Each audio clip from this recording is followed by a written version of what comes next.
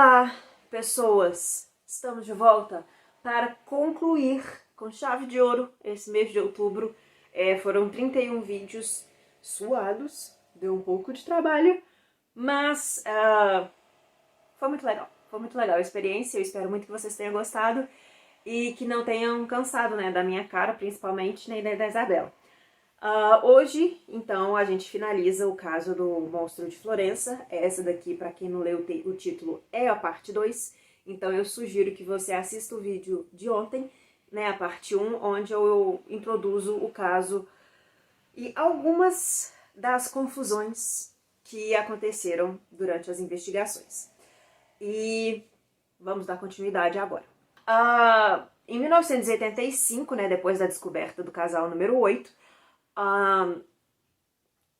como eu falei, né, no vídeo anterior, a gente tava uma confusão, tava uma zona, tava tudo bagunçado, tanto que um novo inspetor-chefe entrou ali para assumir, né, as investigações e tal, que é o Ruggero Perugini.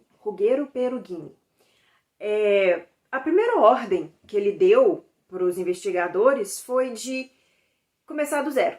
Tipo, apaga tudo que vocês sabem, ignorem tudo, finge que começou agora o caso. Né? Isso porque já tinha anos, né, que tava rolando o caso aí. O juiz instrutor do caso, o Rotella, ele ainda estava seguindo a pista sarda, lá dos Irmãos 20 e tudo mais. Porém, o Perugini, ele não gostou muito dessa pista, não, ele não achou que estava muito certo.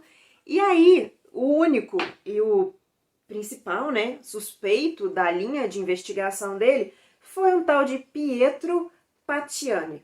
Esse Pietro Patiani, ele era um fazendeiro qualquer ali do caso. Ele meio que caiu de paraquedas ali na investigação. Ele tem sim um histórico super violento, de maltrato, de abuso, e enfim, é uma pessoa super idiota e escrota. E não tinha muita evidência não, sabe? Pro Perugini achar que ele fosse o monstro. Mas ele colocou na cabeça que era e seguiu firme e forte no Patiani.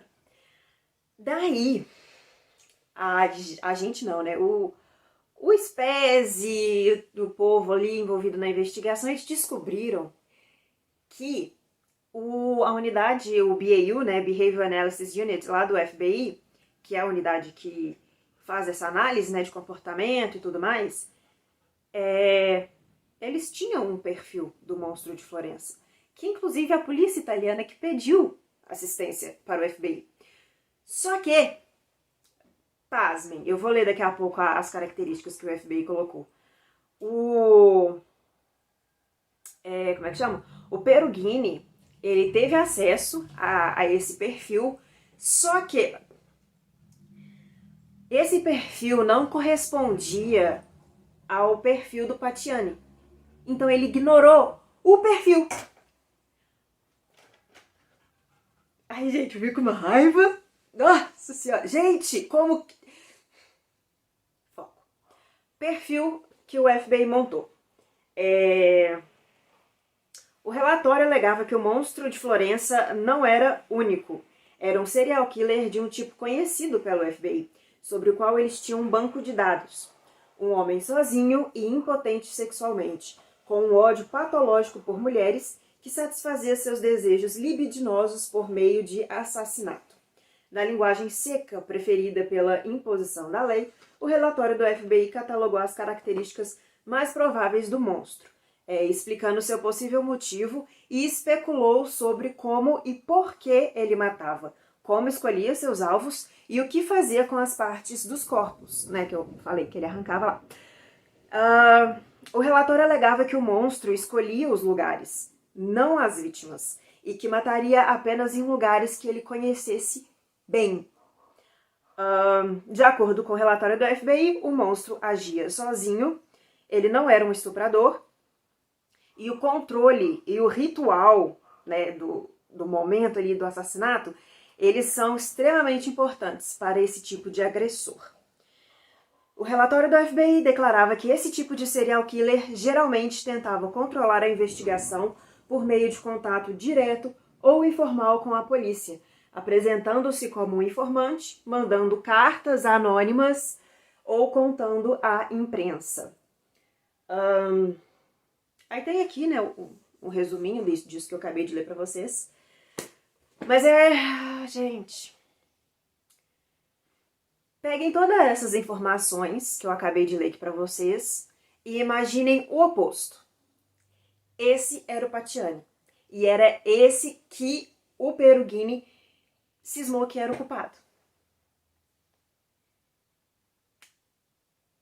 Eu fico assim, dá uma raiva, dá vontade de sacudir, assim, sabe?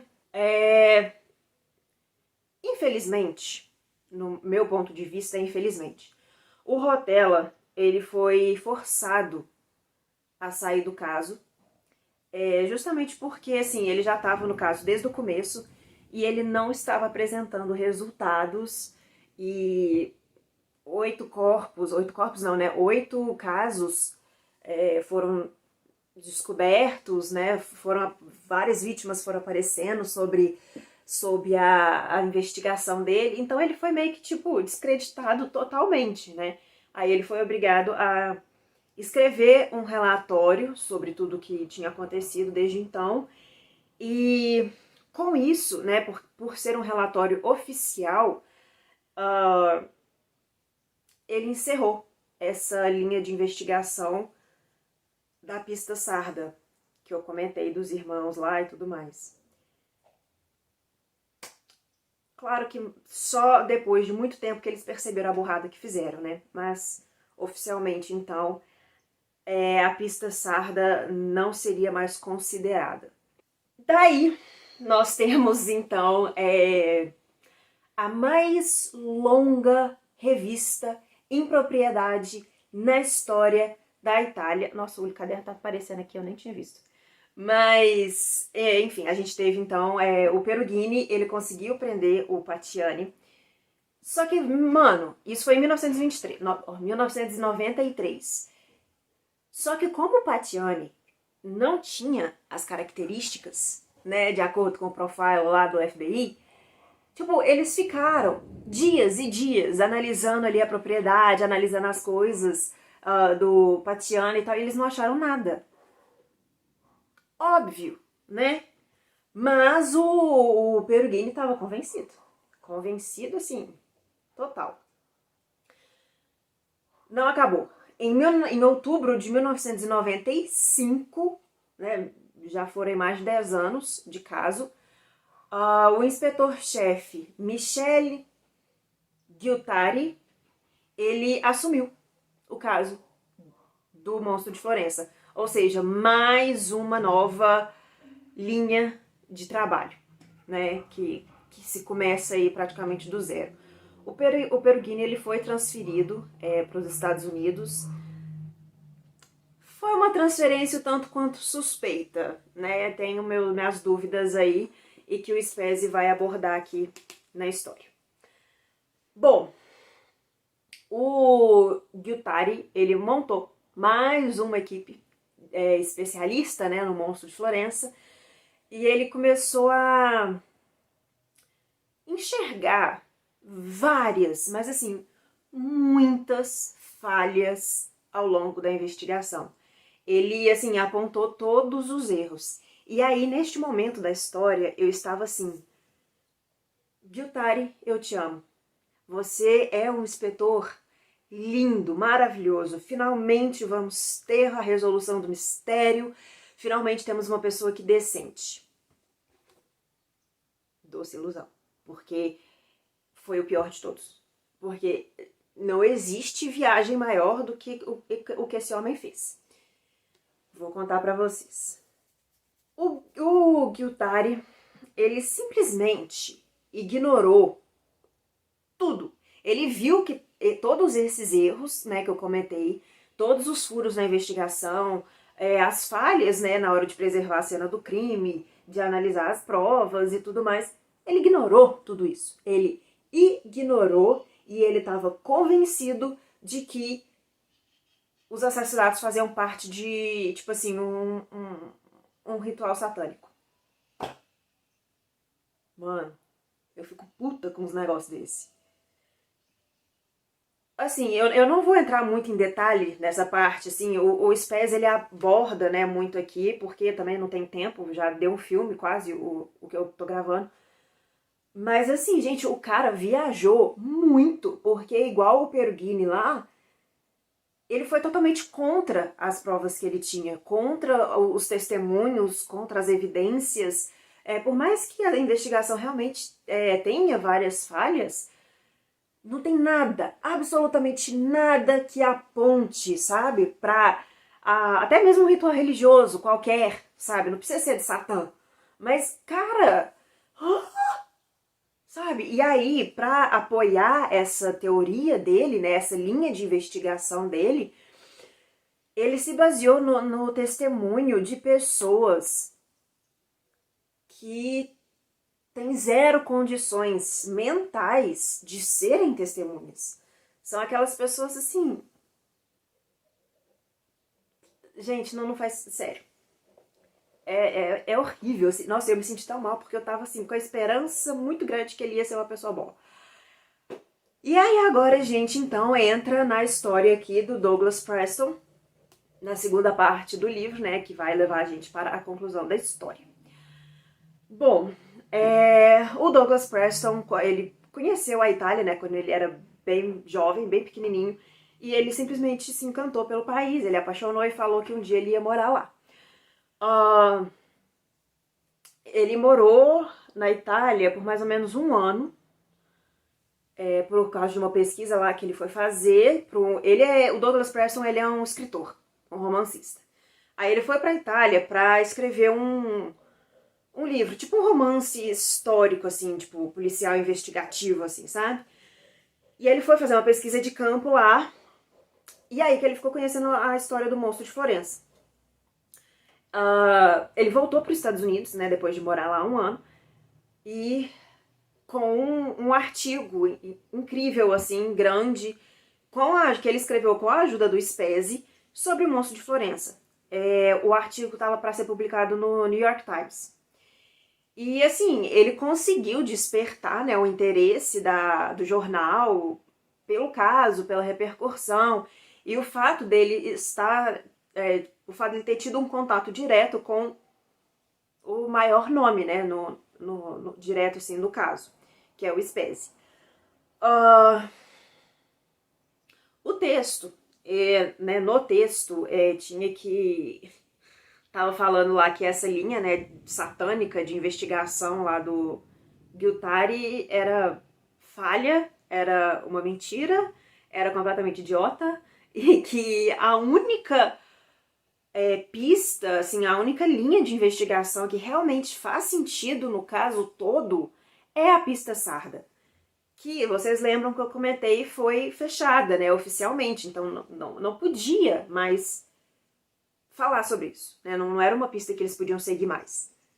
Só que a publicação desse artigo, ela foi suspensa, porque a gente teve o 11 de setembro. E todo o mundo meio que parou e só se falou, né, dos atentados lá no World Trade Center por muito, muito tempo.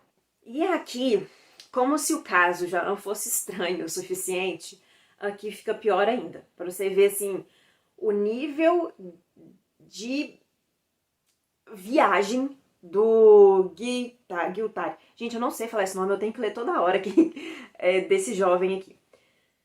Bom, enquanto, né, ele estava remexendo ali nos arquivos do caso para, sei lá, talvez achar uma linha ali de pesquisa que ele pudesse usar no caso dele, né?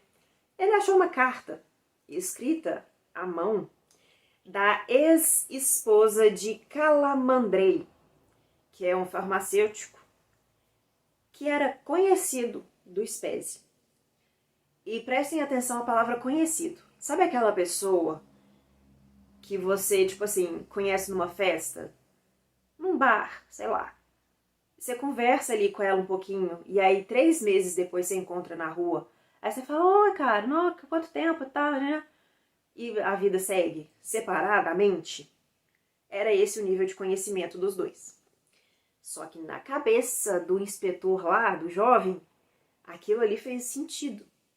Tanto que, mais tarde, foi comprovado que a esposa, né, do Calamandrei, ela é esquizofrênica. E ela escreveu esse bilhete, né, no meio daquela histeria coletiva que eu falei. Né, ela teve um surto e ela escreveu aquele bilhete acusando o marido de ser o monstro. Então ela escreveu coisas ali acusando, né, o marido mesmo de que ele era o monstro e de que a polícia tinha que seguir ele. E isso, de uma forma muito bizarra, que eu não vou saber explicar aqui, só reforçou a ideia de culto satânico, né, de ritual satânico na cabeça do moço, do Guiltari. Sério, gente, não faz nenhum sentido, tá? De verdade, parece que eu tô inventando, mas não, é isso que aconteceu. Bom, na manhã do dia 18 de novembro de 2004, gente, olha quanto tempo que tá rolando esse caso. A casa do Mário Spezzi foi o alvo da polícia. Eles tinham um mandato, o direito, né, de revistar e apreender tudo relacionado ao caso do monstro de Florença. Nesse momento, né, as suspeitas do inspetor estavam fechando ali em cima do Spezzi. E nessa época, tanto o Preston quanto o Spezzi, eles já estavam trabalhando na escrita desse livro. Eles já estavam coletando várias informações, eles inclusive estavam na linha assim de descobrir novas evidências, né? Eles tinham ali conseguido umas, não é testemunha, mas uma nova luz para o caso, né? Novas informações que poderiam ajudar a resolver. E eles queriam investigar isso primeiro para ver se, né, se a informação fazia sentido, para então eles passarem para a polícia. Os dois deixam isso muito claro aqui no livro. Então não foi nada feito tipo assim, escondido, sabe, da polícia e tal. Eles só queriam confirmar primeiro a informação que eles tinham antes de falar qualquer besteira, porque se tem uma coisa que a polícia não precisava naquela hora, era lidar com mais uma informação falsa. O Spezzi, então, ele fez uma coisa que não se deve fazer. Ele escondeu o arquivo, né, do livro numa poltrona. Tipo, ele escondeu, na verdade, no roupão da mulher dele. Ele falou com ela, né, que tava lá no roupão. E aí, disfarçadamente, a mulher conseguiu esconder esse arquivo. Eu não lembro agora, 2004 era disquete? Ou era pendrive já? Não sei.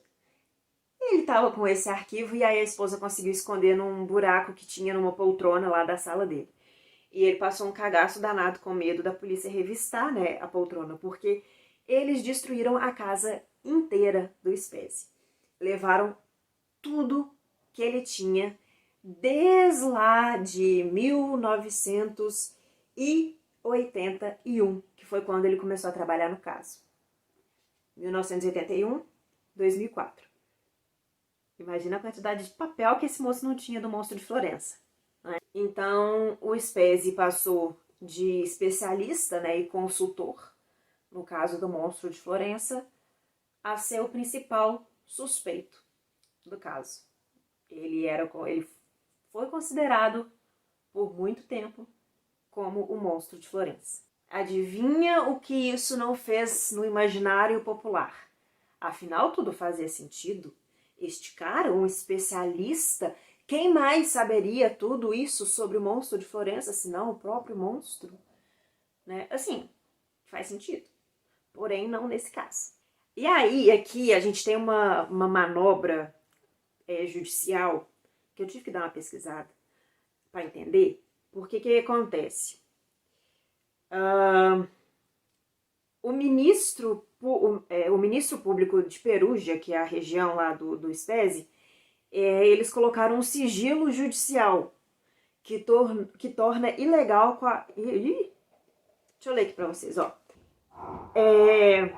Os advogados, né, do SPESE, eles passaram mais ou menos um ano tentando descobrir quais eram as acusações do SPESE, porque o ministro público de Perugia, ali da região, lacrou as informações com um sigilo judicial que torna ilegal qualquer revelação de informação.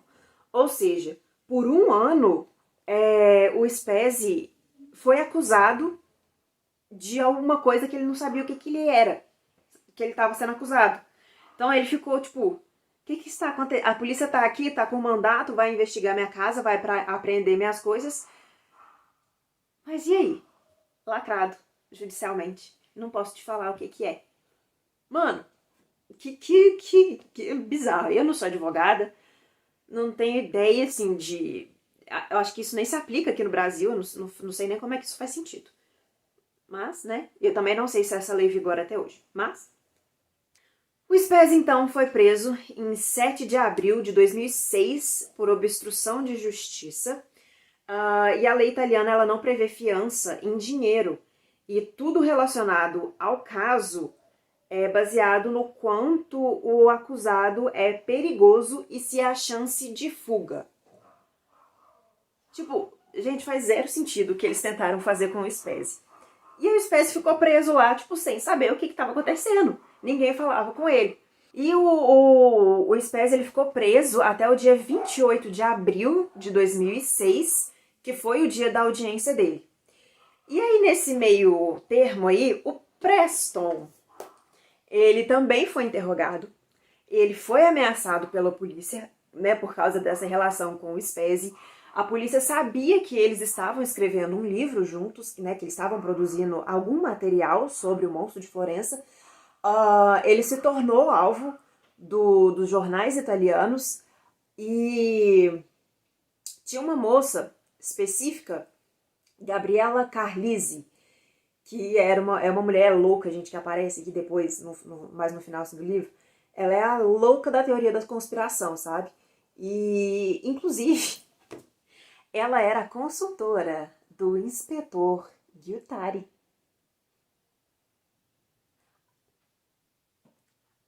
Foi ela que colocou as ideias do ritual satânico na cabeça do inspetor e o inspetor acreditou. Né? E aí, assim, você vê que a mulher, ela tinha, com certeza absoluta, algum problema mental, porque ela descobriu o e-mail pessoal do Preston e ela, tipo, mandava e-mail pra ele todos os dias, toda hora. Tipo, por que você não está me respondendo? Eu fiz alguma coisa para você? Tá.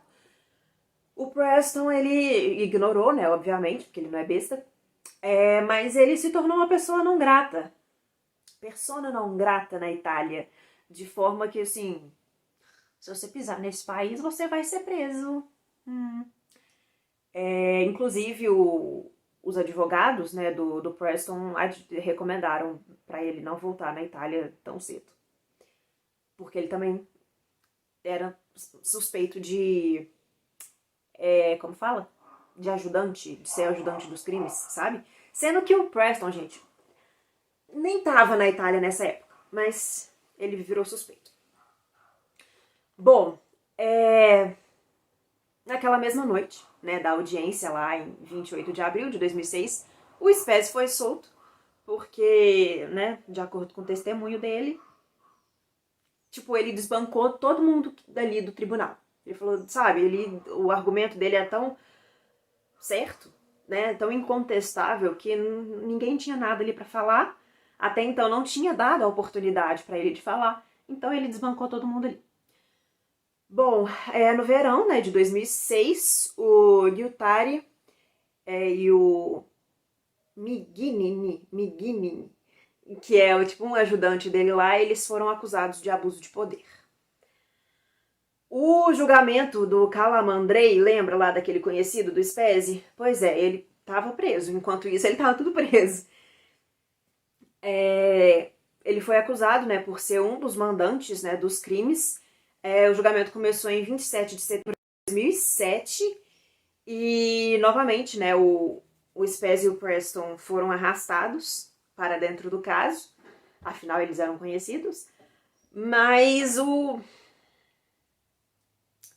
deu mais confusão. Falaram lá no julgamento que o Spes era, na verdade, filho do assassino, né, filho do monstro de Florença, e que ele estava dando continuidade nos trabalhos do pai dele e que o Preston era do Serviço Secreto Americano.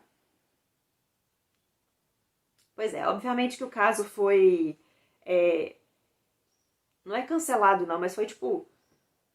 descartado, né? Não, gente, dá nada não, vai cada um pro seu canto, vai pra casa, vai dormir, né? Bom, em novembro de 2007, esse moço que eu não sei falar o nome, Mignini, ele se envolveu em outro caso sensacionalista. O assassinato da Meredith Kercher, que ficou mais conhecido pelo envolvimento da Amanda Knox. O caso da Amanda Knox já é bem famoso, né? Tem vários podcasts e vários canais aqui no YouTube que já abordaram esse caso. Então, eu vou deixar o link das meninas do book, elas já falaram sobre isso. E eu vou deixar o link do podcast do Modus Operandi, que elas também já falaram sobre isso. E aí, para vocês darem continuidade aqui na história do Monstro de Florença, assistem lá o vídeo e escutem o podcast. O caso segue sem solução, gente. Monstro de Florença muito provavelmente vai continuar, né, em aberto. As provas, né, as evidências que eles tinham não foram muito bem conservadas. Ninguém sabe para onde que fim tiveram essas evidências. As famílias seguem sem ter um fim, né, sem ter uma resposta. Ninguém sabe de nada. E as pessoas, assim, envolvidas, né, no caso, já, assim, colocaram isso de lado já, sabe? Deram como um caso sem solução. Enquanto eu tava, né, lendo o livro e pesquisando sobre alguns materiais, eu achei um documentário. Existe um documentário que eu acho que o History Channel fez sobre o caso. Eu não achei ele na sua integridade, né? Na integridade, não. Eu não achei ele inteiro disponível na internet. Eu achei alguns pedaços e aí no YouTube vocês vão encontrar, mas eles estão sem legenda. Então, se você entende italiano, né? Mas assim, se você tem um conhecimento básico, né? Depois de assistir o meu vídeo, dá pra entender mais ou menos o que eles estão falando, a linha do tempo, as pessoas envolvidas e tudo mais. Bom, é isso. Eu espero que vocês tenham gostado, não só do caso, né, do Monstro de Florença, mas do especial de horror que eu e a Isabela a gente trouxe aqui pra vocês. Foram 31 longos dias, deu um pouco de trabalho, um pouco de perturbação mental, mas isso faz parte da vida. Eu e a Isabela a gente gostou muito, por incrível que pareça, de fazer isso. E talvez ano que vem a gente repita isso. Não necessariamente no mês de horror, mas quem sabe. Bom, é isso. Vejo vocês em novembro, com coisa que é distante, né? Novembro, tipo amanhã. Mas, obrigado. Muito obrigada por acompanhar a gente durante esses dias. Até!